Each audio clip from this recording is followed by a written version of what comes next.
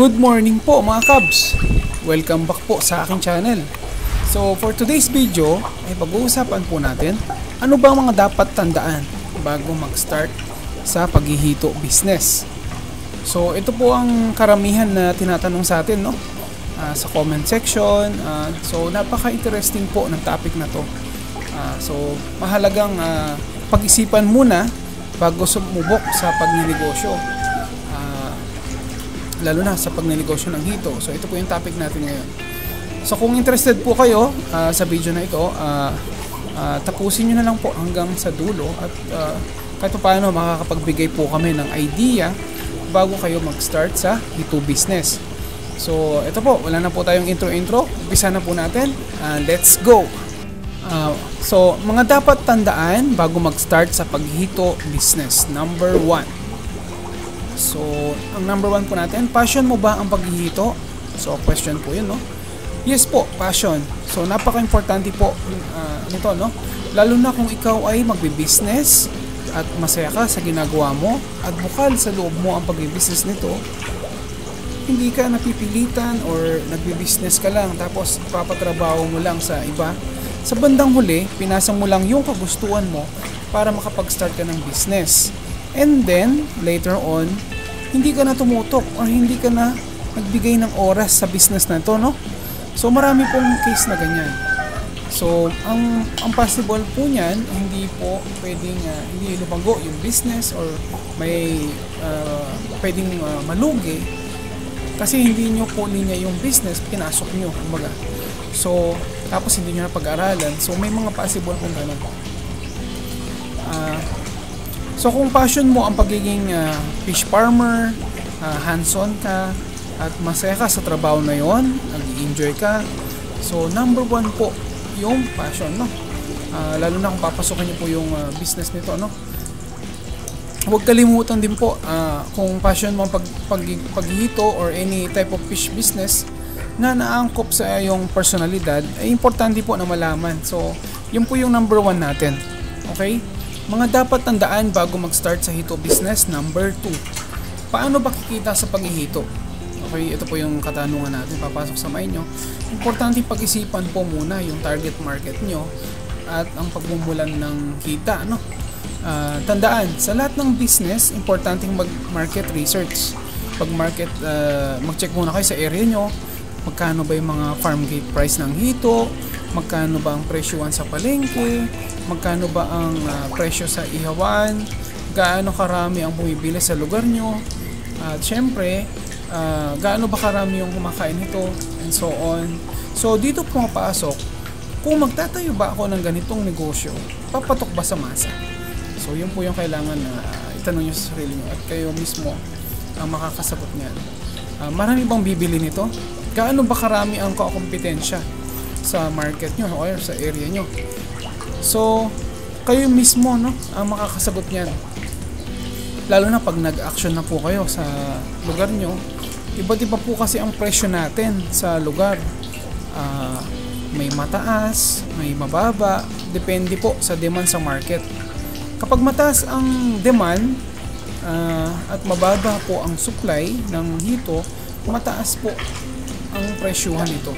Ano po yan, So, lalo na sa Manila, Kasi po wala pong yung mga binabagsak po doon usually. So mataas po yung demand kasi nasa commercial area po, Pag mataas naman ng supply dun sa area nyo, madali makakuha, anytime available po. So mababa po yung presyo, Mababa po yung bigayan ng presyo ng mga ito. Pero depende pa rin sa diskarte nyo yan kung paano nyo palalaguin ang negosyo nyo, marami na pong naging successful sa paghihito. Mapapanood nyo naman po yan sa lalo na sa Tati, sa mga ibang YouTube din. Basta napag-aralan nyo po ng maayos, sipag at syaga, parang kumbaga pag may tinanim ka, may aanihin ka, parang ganun. So kayo na po mismo ang magpapalugo nun. Kahit gaano pa karami yung knowledge nyo, pero kung wala kayong action at diskarte sa pagbe-business nito, hanggang doon na lang po yun. So yun po yung importante doon. Kayo po mismo makakagawa ng paraan para mapalago ito. So ito po yung number 2 natin. Mga dapat tandaan bago mag-start sa hito business, number 3. Paano ba mag-alaga ng hito? So, importante po na malaman kung paano ba mag-alaga ng hito. So, tapos na po tayo dun sa market research. Tapos na tayo dun sa unang-una yung passion. So, nandito na po tayo kung paano ba mag-alaga ng hito. Okay? So, bago kayo sumabak sa lahat ng business, pag-aralan nyo muna. Mag-trial muna kayo, mag-start muna kayo sa konti,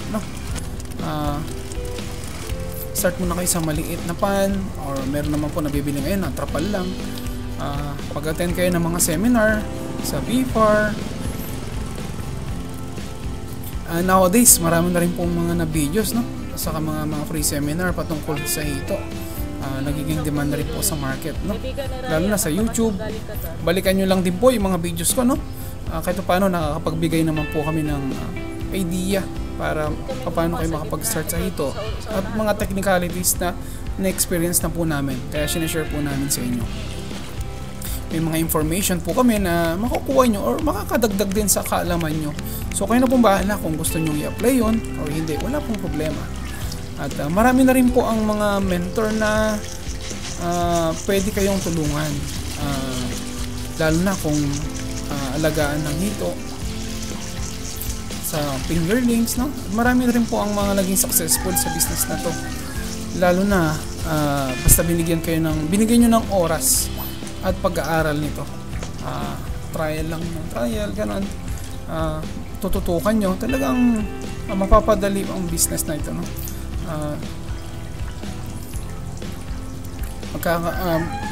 gain muna kayo ng mga idea bago kayo mag-start. Mahirap po kasi kapag nag-start kayo ng business or ng hito business without knowledge. So may possible na malugi kayo.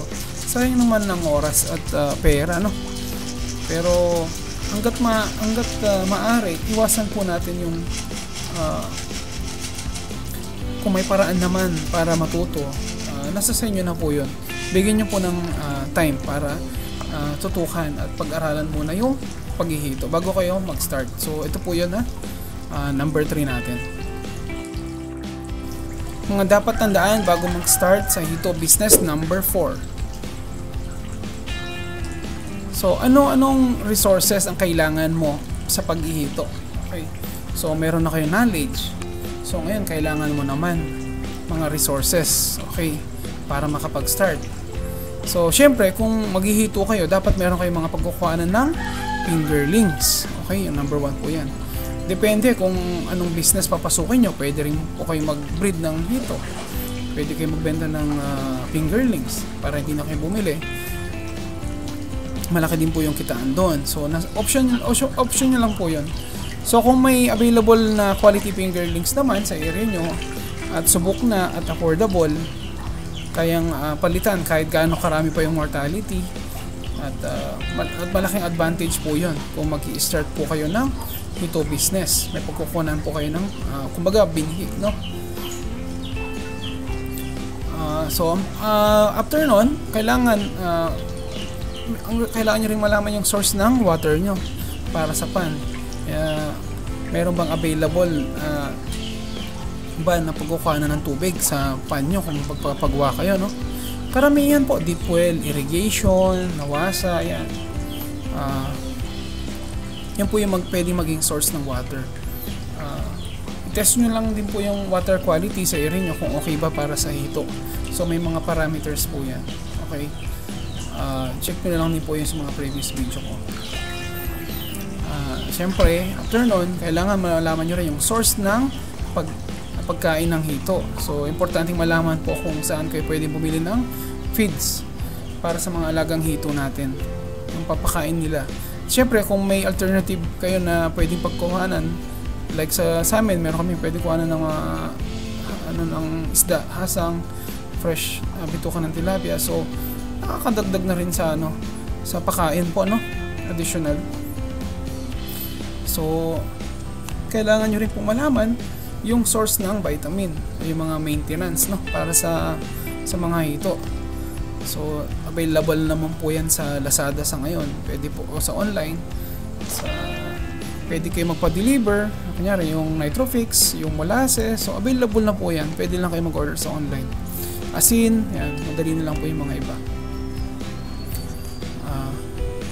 So syempre, kailangan nyo rin i-consider yung lugar na pagpapatayo ng concrete pan or kung ano bang setup ng pan na gagawin nyo, trapal or earth pan. So mas mainam po na kung magpapagawa kayo doon sa area na hindi bumabaha, no? At saka hindi gaano kataas yung tubig. Sa amin may mga part na area na binabaha po talaga. So sayang naman kung lulubugan lang ng mawawala pong bigla yung mga hito nyo kapag biglang taas ng tubig. So kailangan consider nyo rin po yun. So yun po yung mga dapat tandaan sa pag start ng hito. Number 4, no? Yung mga kailangang source. So hindi naman po ganun karami actually. So kailangan i-consider nyo po muna yan. Mga dapat tandaan bago mag-start sa hito business. Number 5. Handa ka ba para mag-take ng risk sa paghihito? So ito po yung pang-5. Dapat bago kayo mag-start sa hito business, marunong ka dapat mag-take ng risk or risk taker ka sa business na to. Lahat naman ng business dumadaan sa ganito, no? Maraming yumayaman sa pagnenegosyo at marami din yung hindi na pinapalad ng business, no? So pero syempre, ikaw kung empleyado ka, hindi naman forever na hanggang dun ka na lang. Marami pong naghahangad na syempre balang araw magkanegosyo ka rin ng sarili mo na ikaw yung boss para umangat ka sa buhay. Kumbaga, no? Karamihan sa mga negosyo ay mas malaki po ang kita sa pagnenegosyo compare sa sahod. Basta nasa tamang diskarte at kung paano mo i-handle yung business na tama. Kasi ikaw mismo ang hawak niyan eh. Ikaw mismo ang magpapalago niyan.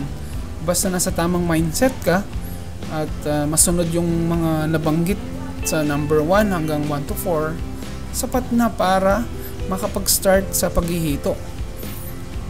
Ang tip ko dyan, kung mag-i-invest ka sa paghihito, mag-trial ka muna sa maliit, no? Sa pan.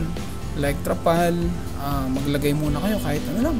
1,500, 2,000 sa 8 square meter. Pag-aralan nyo mo muna. Then, pag nag-click sa una, then go. Pag hindi naman enough yung budget, wag muna kayong wag nyo munang biglain, kumbaga. Depende kasi yan sa budget eh. Saka sa knowledge nyo. So, kailangan mas okay pa rin po mag-start muna kayo ng maliit. Pero, mayroon kayong target dapat. Within 3 months or 4 months, kapag nag-okay to, then go. Ganyan. Titingnan ko muna yung competitor. So, kailangan nyo munang pag-aralan pa talaga sa una. Kayo na po mismo yung makakapag-adjust na. So nasa tao na lang din po yung diskarte. Kahit anong business naman po yan, di ba? Basta may tiyaga, may pupuntahan po.